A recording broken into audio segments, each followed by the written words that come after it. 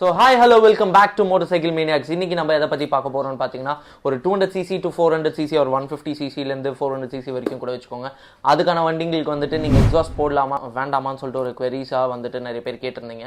என்னை பொறுத்த வரைக்கும் வந்துட்டு இந்த செக்மெண்ட்டுக்கு ஒரு சிங்கிள் சிலிண்டர் செக்மெண்ட் ஒரு டுவல் சிலிண்டர் செக்மெண்ட்டுக்கு வந்து நீங்கள் எக்ஸாஸ்ட் போடுறீங்க அப்படின்னா ஒரு பிராண்டட் எக்ஸாஸ்ட்டாக போகிறது தான் பெட்டர். பட் அதோட காஸ்ட் வைஸ் பார்த்தீங்கன்னா இட்ஸ் நாட் ஒர்த் இட். அதாவது ஒரு சிங்கிள் சிலிண்டருக்கு வந்துட்டு நீங்கள் ஒரு 40,000 to 60,000 செலவு பண்ணி ஒரு எக்ஸாஸ்ட் போடுறதுக்கு வந்துட்டு எக்ஸாஸ்ட் நோட் வைஸ் இந்த ஒரு பெரிய டிஃப்ரென்ஸ் இருக்காது. It won't be soothing and performance upgrade வைஸாகவும் ஆன் ரோட்ல உங்களுக்கு பெரிய டிஃப்ரென்ஸ் எதுவுமே தெரியாது.